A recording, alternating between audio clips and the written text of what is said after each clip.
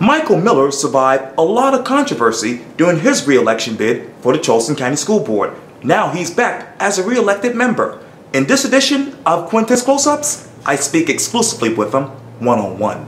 So here we sit. Inside the Charleston County School District offices here at 75 Calvin Street. You just actually attended your first meeting as re-elected Charleston County School Board member. Describe to me Michael Miller as a re-elected Charleston County School Board member. The same as before.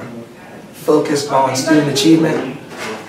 That's our singular focus. That's my singular focus. That's the mission of the school district. To make sure that every single child that comes through our system is prepared for life after high school. Initially being on the board, we only had 2 committees. Audit, Finance, Policy and Personnel. I co-created the Strategic Education Committee. How can we be an educational system and not have a committee that sees education, looks at data, looks at programs and such? And then also I helped either founded or co-founded the Transportation Committee. So my focus has always been education. I didn't run for the school board for my children. I have a 3rd grader and a 2-year-old. It's not about my children. My children are going to be fine. Okay. I'll make sure of that. But we have children who are not being served. And that's what the next 4 years is going to be about. Speaking of which, the election. Let me ask you this. Where were you when you got the news? And when you got the news, what did you tell yourself? When the news finally came out, I was at work. I went back to my business. I had a little drop-in for some friends. They wanted me to come out, and I did that for a little while. Nerve-wracking. And I told myself, I said, you know what I'm going to do? I'm just going to go. I'm going to go to work. And just sat. My wife took the children home because it was late. A friend of mine came over, and we just sat and we watched the results come in. And as it came in, I hate losing. I'm a sore loser. But when the results came in, I was happy that I was able, that the voters gave me an opportunity, that they saw enough of me and think enough of me to give me another opportunity to serve. So I'm happy and ready to serve. The campaign, it was relatively quiet up until you saw the very unique signs with you and Gary Leonard on them. And I know that you, when I spoke with you last week, you're still not happy with it. I'm still not. I do not like people who purposely attach themselves to someone without the person's consent. I recognize that I was an incumbent, that had already served for 4 years, that I'm pretty vocal, really vocal on the school board, and a lot of people probably know me because of me being so outspoken. But I earned that. I earned the right to do that because I ran 4 years ago. So for anybody to jump on my back the way I felt, to jump on my back and really ask me without my permission and carry them to the finish line, I felt was insulting. It was disrespectful. And I'm still upset about that. I don't like it. I don't know who was involved. I don't know who thought it would be okay to do that, but it was wrong. I would never personally do that to anybody. When I run for office, or when I run for school board, I run as an independent. I run on my own merit. I don't attach myself to anybody. I hope that the work that I've done speaks for me, and that the people who see the work that I do respect me enough and think I'm doing a good enough job to vote me back in. And that's how I felt, and I will continue to feel that way. Well, put on your thinking hat, because if I were to talk to you for Quintin's Close-Ups 4 years from now, what would you say about your time on the Charleston County School Board? I don't know. Hopefully I won't say it was frustrating, because it is frustrating. We just had a meeting, and I just basically had an outburst about what we are not doing and how we masqueraded around a lot of other stuff. Fundamentally, at its core, we are not educating children. So if I serve 8 years on the school board and there's been no dent in the achievement gap, no dent in the opportunity gap, then I personally feel that my 4 years have served as a failure. Because I feel I haven't been able to serve the students in this county. And I know that some people say that's a terrible way to think, but I don't know any other way to grade it. If my job is to make sure that the board can go in a direction where we educate our children, and we're not doing that, and we didn't do it for my 8 years on the board, then I didn't properly serve the people who voted for me. Being a mouthpiece and being vocal on issues is one thing, but if we can't deliver academics and education to all children, then I haven't done my job. I forgot to ask you this, but describe to me the following one word: coherent governance. I can't do it in one word. Go for it.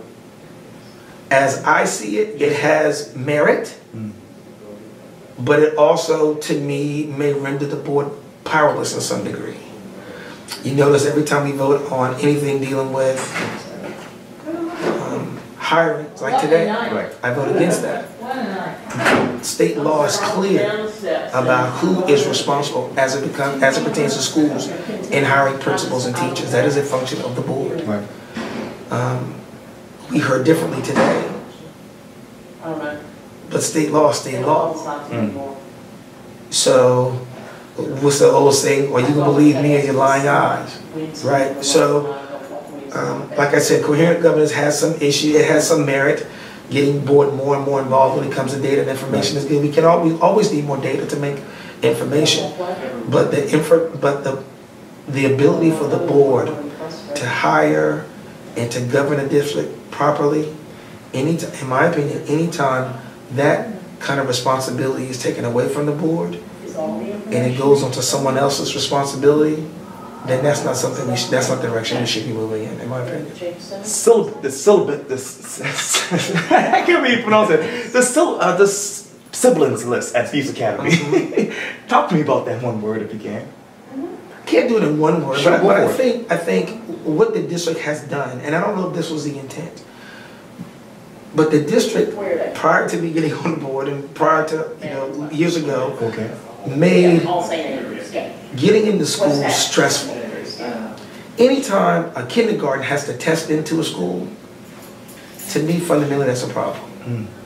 So the parents came to us today because they want their children, the younger children, in some cases the older children, to automatically have a spot in a school that they knew when they applied for that there was a chance their other child would get in. They knew that when they applied. Now they want to potentially have the district reconfigure or stay the same course, which will allow their children to get in. I'm not saying that they're right and the district's wrong or the district's right and they're wrong. But if you know getting your son or your daughter into one school, there's a chance that your other child would get into, the question becomes, would you as a parent take that choice? Would you make that choice? And if you made that choice to get one in and the other one doesn't get in, are you going to be okay with that? You don't have to comment. I already heard. Should you fight against it? Should you fight to get for others to not be in because your child should have the right to get in because of sibling attendance?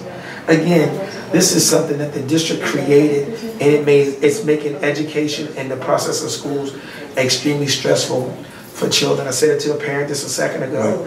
I hear your concerns about the sibling-less abuse, but as a district, we got bigger fish to fry. We got kids can't read.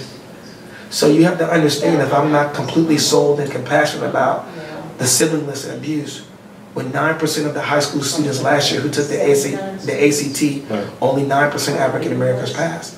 Only 59% of Caucasian students who took the ACT last year passed to get into a four-year college.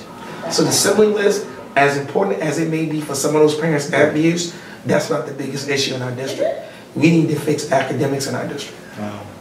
Well, Michael Miller, thank you so much for your time. It's been a while. I took a while to get you, but here I am. 4 years, man. You want to interview everybody else. And here I come in over last, but that's all right. That's all right. You're here now. Hey, man. You've always been important, still are, so I appreciate that. Hey, man, I appreciate the work you do. Appreciate. And keep interviewing people. We have to have outlets for people to express what they know, what they don't know, and how they feel. Because all the time, those three things don't always align themselves. Right. You find the people who you think are supposed to be the most knowledgeable, sometimes are not. And so, you don't know that unless you ask a question. That's why Quintin's close-ups are so important. Oh, thank you. I really appreciate that. And you got to ask some deeper questions. I got to get you some deeper questions. you ask these softball questions. You got to ask the kind of question that makes somebody scratch their head. So can you cut that off for a second? I need to think about that. I do it all the time. Hey, man, that's good. Thank you. Yeah, man. I appreciate this. Appreciate it.